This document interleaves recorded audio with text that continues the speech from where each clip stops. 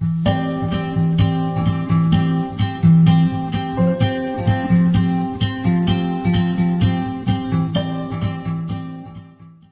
guys, so the first book I'm going to be showing to you is Antony and Cleopatra by William Shakespeare.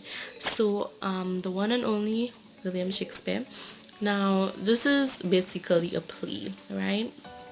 But it is definitely one of my favorite pieces by Shakespeare. Like, I think it's just so beautifully written. um, don't mind the condition of the book. It has gone through trials and tribulations. I studied this for literature at college, and honestly it was a long read, but it was very emotional and worth it. And I think, yeah, I think that is literally by far one of my favorite books by Shakespeare. So I definitely recommend you guys check it out. The language is very poetic. You know, Shakespeare loves using a lot of verse and prose as well, so it really enhances the meaning of the play. So I think you guys should definitely check it out. And yes, I love colorful things. It's basically part of my personality. Well, kind of. So yeah, check this out guys, it's beautiful. It made me tear up, not gonna lie. It was emotional. It was literally uh it was a journey. Okay, so Antony and Cleopatra by William Shakespeare. Okay, yeah, so this is, check it out guys. Okay, so the next book I'm gonna show you guys is also a play. This is called A Raisin in the Sun by Lauren Hansberry. Now, I also studied this play for college as well, but I found like just reading it really like brought light to like just being from the Caribbean myself, and being a Caribbean woman, and being of African descent as well. It also opened up my eyes to the struggles of the African American family during the 1950s. So it is mainly based in the 1950s in Chicago, but I think it's such a beautiful book, the way Hansberry just captures all of the characters so effortlessly and stuff. So I think you guys should definitely check this out, A Raisin in the Sun. It is emotional, but it speaks about a lot of issues and concerns that even up to this day concerns us and whatnot. So check out A Raisin in the Sun by Lauren Hansberry for sure, for sure. Okay, so we have this, and the next one I'm gonna show you guys is this, Lorna Goodiston selected poems. So this I also studied at college as well, but the thing about it, Lorna Goodiston, she's a Jamaican poet, right? So she's a Jamaican poet, and I absolutely love her work. She's so amazing. She writes so effortlessly and beautifully. And as you know, I'm from the Caribbean.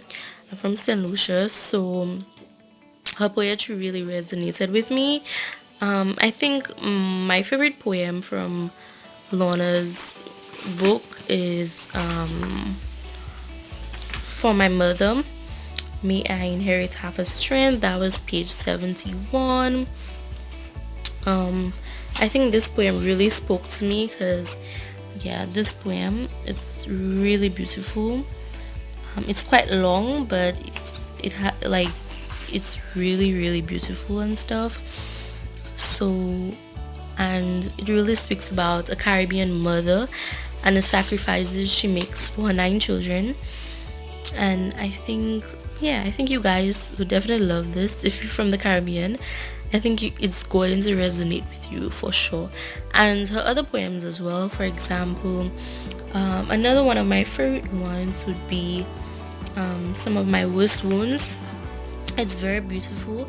She speaks about using her her heartache and her pains and everything that she went through to empower her and to heal through poetry and whatnot. So I just currently, looking for the page. Right, so page 94. Yeah, it's quite short, but it's so lovely and straight to the point. I have some weird annotations or whatever there, because like I said, I studied this as well. So some of my worst ones, okay. No, this is not my accurate handwriting. I write like this when I am in distress or just not feeling like writing, you know what I'm saying? So yeah, she is quite amazing. So, and this one is another one of my favorites, Alice on a Fly by James Rice. I think it's a very beautiful book.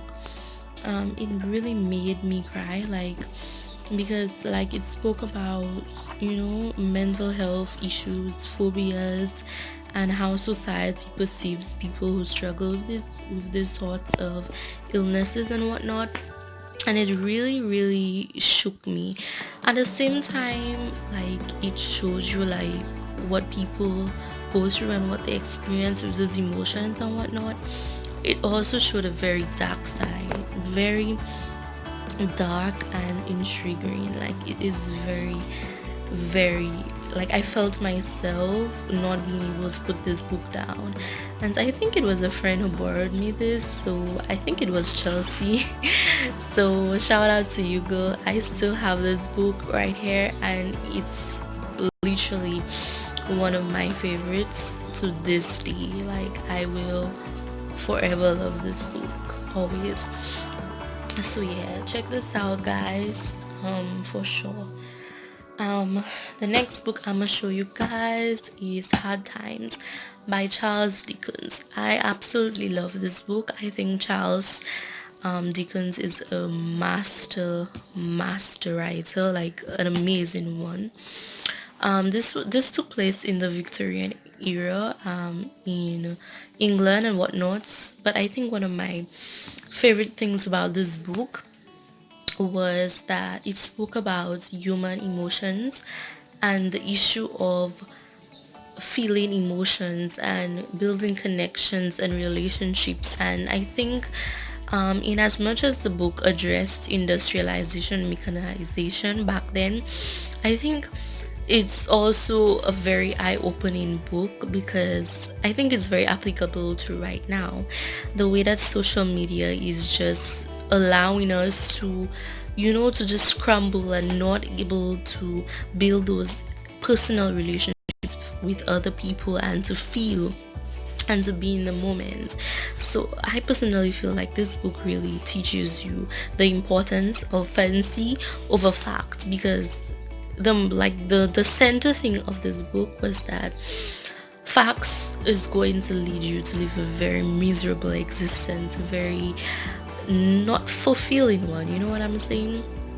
And what really matters at the end of the day is who you love, who has loved you and who has cared for you, and those connections and relationships that you build throughout your life. And I think this is by far such a beautiful book.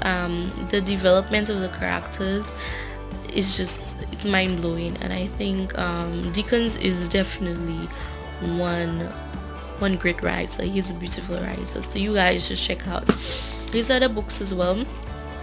He's quite the man himself. Okay, so yes, guys, so be sure to check out Dickens, okay? Mr. Charles Dickens, Hard Times for These Times. The full name is Hard Times for These Times, but they shortened it. But I'm sure you could find this online or whatever. So make sure you check this out, read it. It's beautiful. Okay, so these are the 3 other books that I don't have with me currently, but they are definitely 3 of my other favorite books: After the Leaves Fall by Nicole Bart, Snow Garden by Christopher Rice, and Daddy by Danielle Steele. They're all phenomenal. Danielle Steele is more like a romance writer, but on a novel is so beautiful. I especially love Daddy. Like, reading Daddy was just so emotional. I cry a lot when I read books because I'm just like this, I don't know, I'm this huge fun girl and I'm always crying over books, to be honest. And Snow Garden, Christopher Rice, it was so dark and just like dark, mysterious, and it was beautiful. Like if you love mystery, romance at the same time, check out Snow Garden. After the Leaves Fall by Nicole Bartz, I spent an entire day. Okay, Nicole Bart. I guess there's the R, but I spent an entire day in my room. I remember this so clearly. I was like probably like 12 to be honest, because I've been reading from like a very young age and stuff, and like these are some of my favorite books and stuff.